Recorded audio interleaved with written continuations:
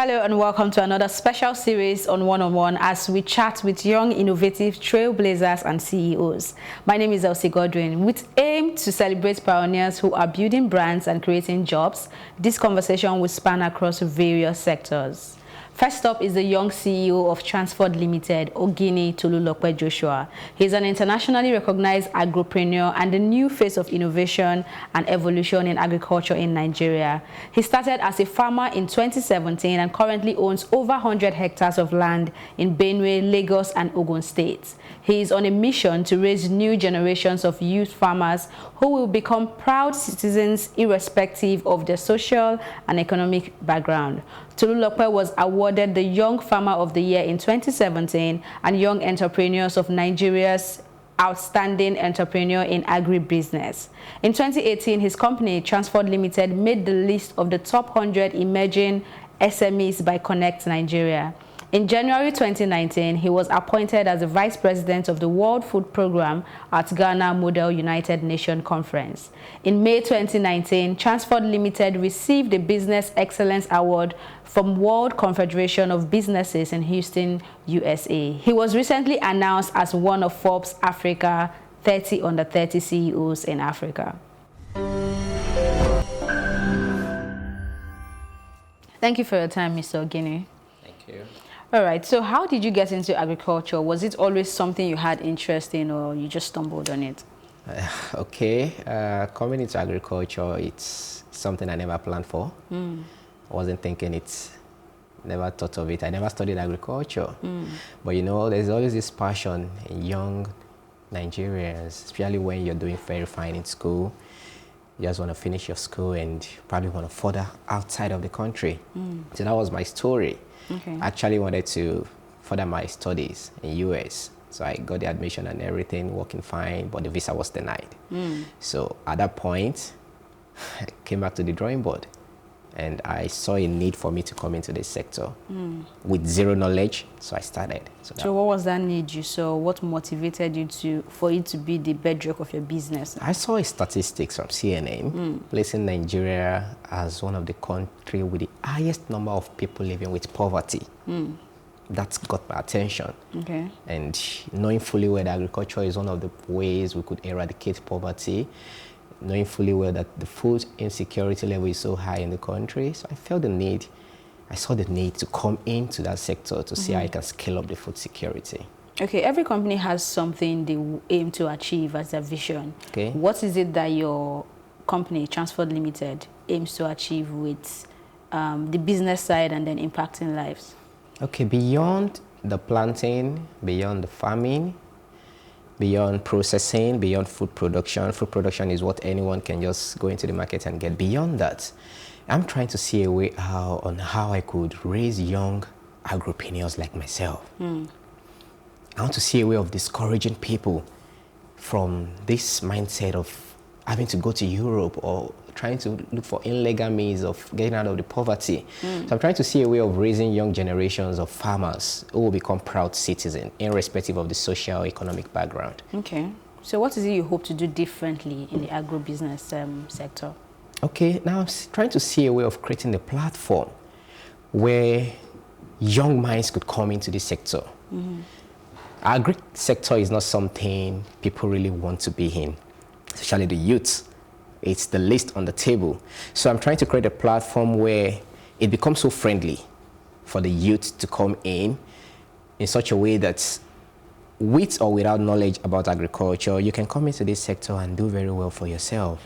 So we have a target of raising about 5,000 young agripreneurs come 2025. We've started that already on our youth empowerment scheme. We started last year. We were able to empower about 25 rural farmers in local communities with credit facilities, trainings, and the likes. And this year, we were able to support about 25 youths with 1 acre of land each for them to pick up a life for themselves. So a couple of things are coming up. A couple of things are really coming up from Transfurd. Okay, going away from what you hope to achieve. Right now, what is the business model of Transfurd Limited? How does your business function? What's the process? It's a full circle. It's a full circle that entails the planting, the processing, the packaging, the marketing. So we run all of this together. But the model we operate, we might not be able to thrive very well if we want to be the one to oversee the planting, at the same time oversee the processing, at the same time oversee the packaging. So the planting aspects, I do it in form of an empowerment scheme. I empower the rural communities. I make them farm. I empower them with credit facilities. They do the whole planting. What I just do is to buy from them. Then I have a processing factory in Ogun State where we process, then we do the marketing and packaging ourselves. So this is the model we've been operating on. Okay, for capital, I know right now you're said to have hectares of land everywhere and all that. Okay. How did you start as regards finance? How were you able to get capital to run this business? Okay, I came to this sector with zero knowledge, as I've stated earlier. At the same time, I came with zero accounts. So, I've invested a whole lot on traveling. So at the time when the visa was denied, I was left with nothing. But there's always this saying, let people know you for what you are, the integrity aspect. So the capital wasn't there for me, although I had something little to start with, but it wasn't substantial. This something little, how little was it? Okay, within the range of 100,000. That was what I had left then. Okay. So I said, okay, let me see what I can do with this. So I spoke with few friends of mine. Although at first it was somehow, are you serious? A first-class graduate, what are you trying to do in agriculture? You want to become a farmer? Eventually, I started with what I had. So I went to Benue. Being that Benue is the food basket of the nation, so I started my rice project because what we do in Transfurd, we plant rice, maize, and cassava. So the 100,000 was enough for you to start the rice project on a Benue. very small scale. So I started on a very small scale. From there, started growing up till it became what it is today. Okay, now where it is today now, I know you started small, you started from Benue with 100,000 and all that. So how were you able to build the company to this point now? I mean, recently you were recognized by Forbes Africa's 30 under 30 African businessmen in Africa, actually. Yeah. So how were you able, what was it your networking skills? What was that ingredient that you would say helped you and is still helping you to get to where you are now? My management team, very solid. They were my backbone. I can't always be everywhere, but I have a very strong, resilient, committed management team members who has always been there, with or without me. A couple of things are also working, but I will give everything to my management team. I will give it to them. But I'm sure you did not start with the management team. I didn't. So how were you able to pick the right people for your team? Because I know I've had conversations with some business owners and they tell you it's really difficult to even get people that can understand the vision of the company as staffs, talk more of the management team. So how were you able to figure out these people? Okay, when I started and the business started booming, let me put it that way. So a lot of people came in, I want to be part of this, I want to do this, I want to join you. But it was a rigorous selection process for me, a very rigorous one, because facially you really can't determine how truthful this person is or how loyal the person will be. But along the line, I was very careful while picking, and so far so good. I was able to pick the best. What were the values you looked out for? Integrity, commitment, resilience, go-getters. A lot of things about them that I actually want. I needed someone that can do much more than what I'm doing. So I was able to find out some of these things in them, and those were the qualities that qualified some of them. Are these people young men like you? Exactly. They're all young men? Young. Below 30? Below 30. That is why Transfurd Limited is rated, or let me say, we have a thing, is a slogan now. It's Nigerian foremost youth-led agribusiness. We're all youths. We're all youths. So I really don't have anyone. Quite all right, I have people older than me in my team, but very submissive. But I really don't have the older category in my team. No. There's a popular opinion saying youths of Nigeria are not ready to work. Would you agree with that? I totally disagree. Why? I totally disagree. With the emergence of things like this, Forbes Africa 30 under 30, it says it all. It says it all. Okay, quite all right. When you go online and you Google youth in Nigeria, so many things you get to hear about us, so many things you get to see about us, the likes of the cybercrime, slavery, youth doing different things. But against all of this, we have youth who are doing extraordinary. When we had our meetup, Forbes 30 under 30 CEOs, I was wild with the calibers of people I saw. Saw a guy of 25 years old. I saw a guy of 26 years old. So if he could have achieved that much at that age, then I believe every other person can do that as well. All right, concerning funding again, how would you describe the access to loans by today's Nigerian farmers? It's a very big issue. I must be very, very sincere with you. A very, very big issue that we're still trying to tackle. We're trying to see a way of making our government understand that beyond what they do, there is more that needed to be done at the grassroots level. I won't dispute the fact, or I won't totally say the government are not trying or government are not releasing the fund, but how accessible are these funds to the farmers? There are some things, there are some dirtiness I might not be able to wash here right now, but I must be very sincere with you that beyond what people see, it goes beyond that. I'm of the opinion that government should stop practicing agriculture on paper. Like federal government released 50 million naira today for the farmers. Mention 10 farmers who has gotten this loan. So it's very, very not too accessible for the farmers. And even when they release the fund, at the grassroots level, it's a different ball game. You have to go through different process to get this money. So aside not practicing agriculture on paper, what would you advise the government to do now to move the sector forward? Oh, come on. I want them to really look into the marketing sector. To be very frank with you, 70% of the tomato on farm doesn't get to the market due to so many issues. One thing that discourages the farmer is the marketing. After planting, who do you sell to? After you're done laboring in the farm, some of these farmers doesn't really have access to the off-takers.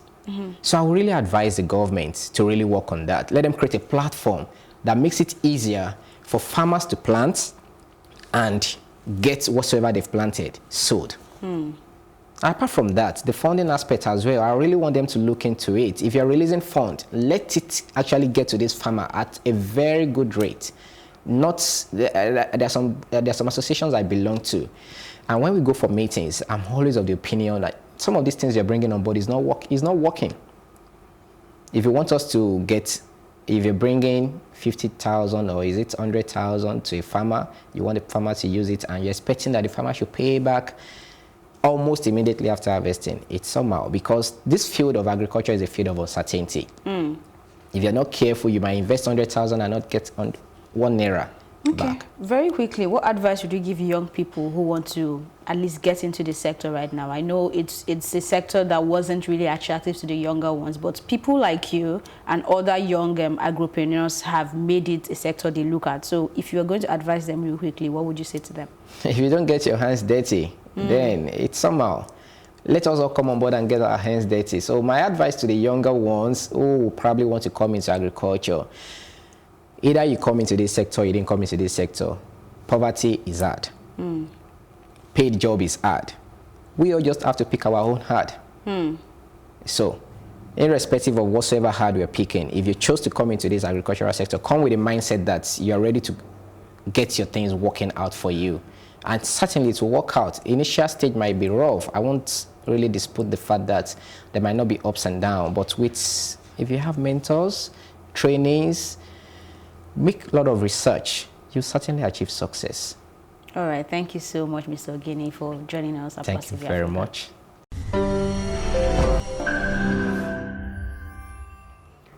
Welcome back. Our next conversation is with a lady who has carved a niche for herself in the beauty industry. She is the founder of BodyLikeMilk Skincare and Cosmetics. She is passionate about the African skin and hair. Her products are sold in more than 4 countries in Africa. In 2018, she emerged winner of the Next Titan Nigeria, an entrepreneurial reality show.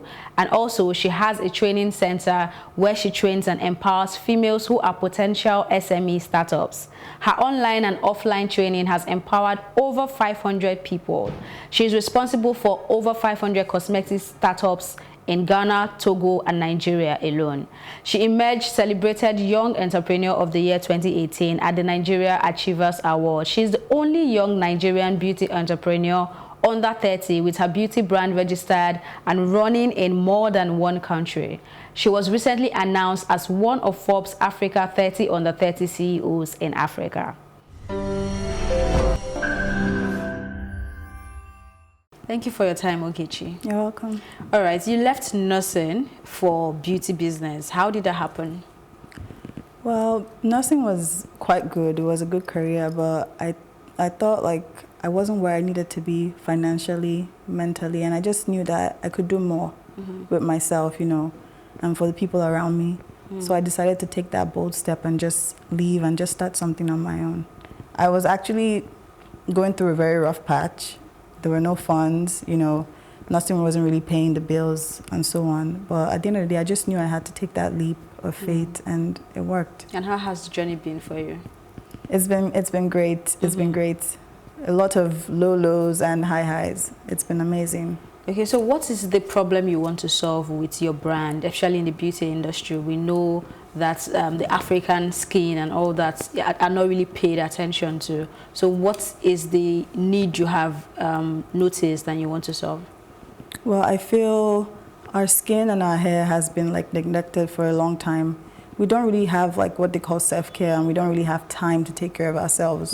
You know, Africans, especially Nigerians, we are like get up and go kind of people. We have things to do. So I just thought like an easy, affordable way for them to actually care for their hair, their skin, something that they can actually afford, is sustainable, they can use for a long term. And I just said, well, you can do this with like the raw ingredients we have in Africa and Nigeria. So why don't I just take that and just make something really good for our skin and for our hair? So that's what I did. In following your passion, what challenges have you faced? A lot of challenges, I won't lie. And one of the challenges I really faced was like the personal ones. I had a lot of self-doubt. You know, I didn't think I could actually make it. And leaving nursing for that, I also felt a bit, how should I put it, like ashamed of what I was doing, because I started really low. So I started really small, you know, with no funds. But at the end of the day, I just feel like the challenges that I faced were things that I could actually solve. And with time, they actually just evolved and they just grew by themselves. Now, your products are being sold in about 4 countries in Africa, if correct me if I'm wrong. Do you have plans to expand beyond Africa? Definitely. Okay. We We have plans to go towards the Western region, and also we have plans to also go global. That's why we have our web store. So our web store is there, and anyone outside the country, outside Africa, you can purchase and it will be delivered to you. So we're registered in Ghana, and we also have our products in Ivory Coast, Togo, as well as in Nigeria, the HQ. So we have plans of actually going further and spreading our range also, like our range of products. Okay, so let's go back a bit to the roots. I read somewhere of how you actually started. Okay. The finances, how have you been able to get the funding you need to run this business? Okay, the funding, I started with a little money, very little. How little? I think like 1,000 naira. I started with 1,000 naira. I started like with no label. There was no branding. It was just something like in a container. Before you go on, what's the capital strength of the business right now? Right now, about maybe say 20 million. Okay. Yeah, so it's actually like a huge capital at the moment for us, for a business that's just starting up at the moment. But we started really low, so 1,000 naira, and then we didn't even have means to even advertise or even market. We had to use social media, like not even the big kind of social media, like the little ones. So yeah, I started out really low, but funding was also really low at the same time. So it was really difficult starting. So what steps did you take to get you to where you are now? I think I learned how to save from an early age, so that helped me a lot. And also, how should I put it, having this audience with my clients, you know, people buy things that they trust. When they relate with you, they can actually like buy your product, and when they see the results from the products, they actually have trust in it. So I definitely leveraged on that, and I was able to save here and there and put things together. And also I went on like, you know, all these entrepreneurial startup programs where you can register. So I got into one, and that was the Next Titan in Nigeria. And you actually won? Yes, and I won. How was that process for you? It was a very grueling process. The show doesn't really, the social media doesn't really show how it is when you're in the house. It was really tough. you're up against like strong 17 other contestants who have like a business they're pushing to themselves. So everybody's fighting for that money. That's the money, the car. But at the end of the day, I won, and I give God the glory. That's all I can say. But it was very stressful, I won't lie. Okay, let's talk about your journey to the reality show, The Next Titan. You see people wanting to go to platforms like Big Brother Nigeria because it is a huge platform. So why the choice of The Next Titan?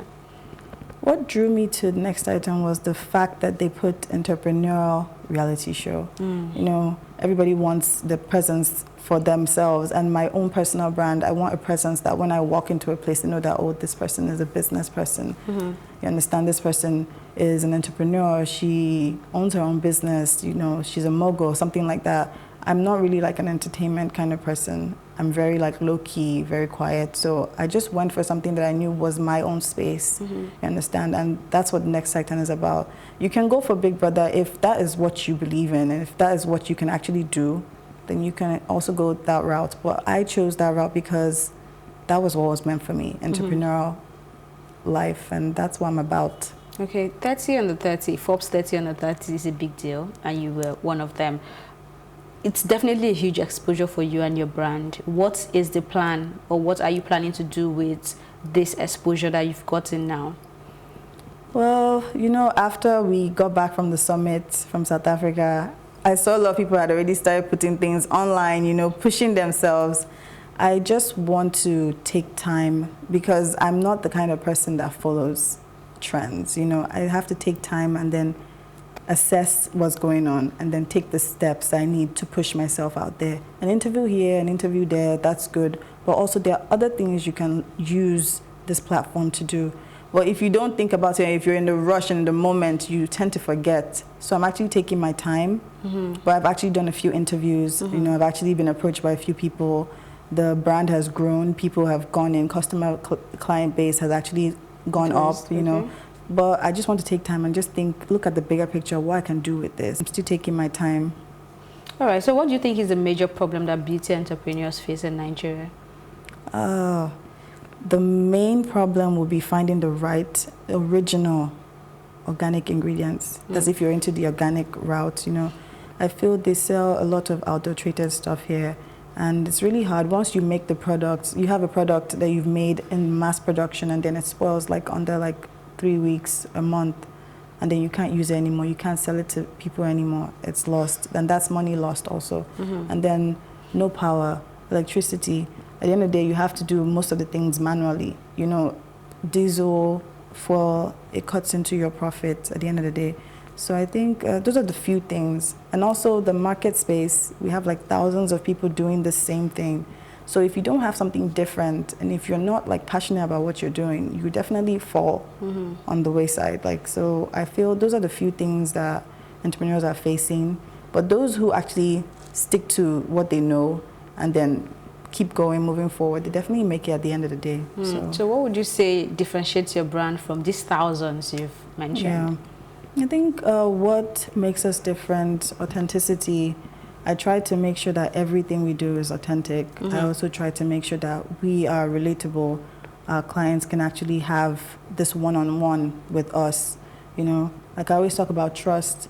When people trust your product, they will buy from you. Whether you make a new product tomorrow, they'll want to actually buy that too and try it.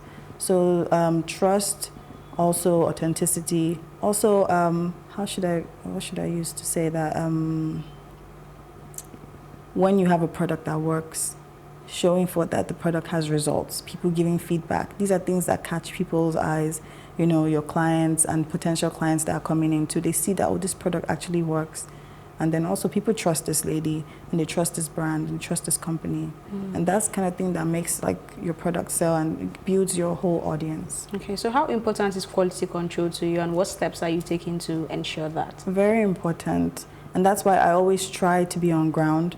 Either here or in Ghana, I try to make sure that I go and check everything, the factory, make sure everything is in order for the clients and people who are using this, because our goal is to make sure our clients have a very good product. So it's very, very important for us to have good quality control, and I'm always on top of everything. Okay, so what advice do you have for young people who want to become entrepreneurs, maybe not necessarily in the beauty space, but they just want to start their own business and do something?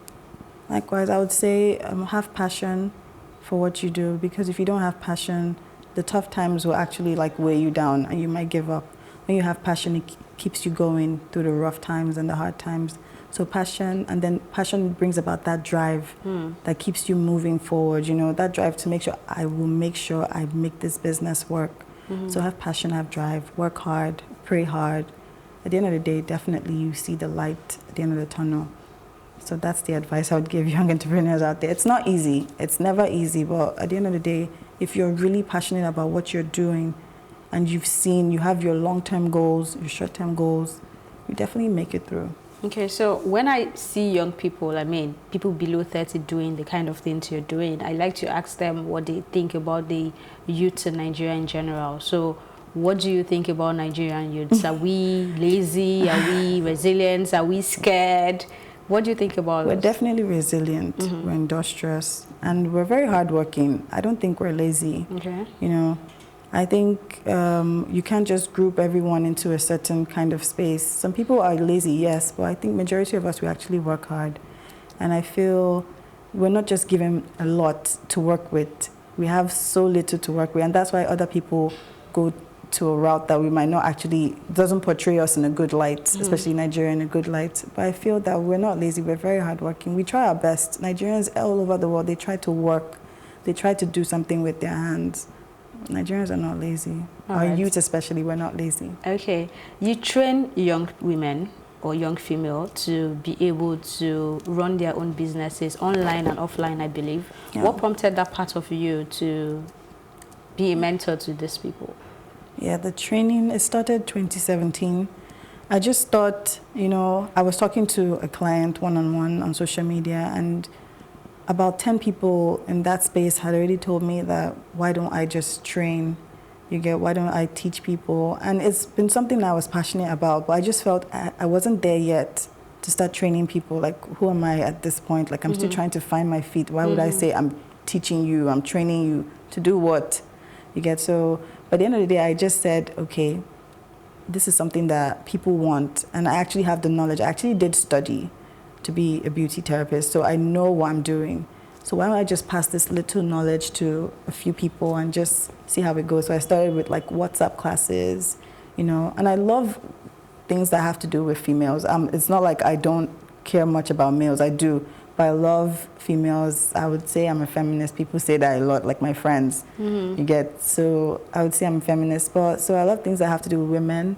And so I just said, okay, let me start with girls first. Young girls who are in university that want to do something on the side to make extra cash, you know. So I just started training little people, like 5 people at once. And then I started 10.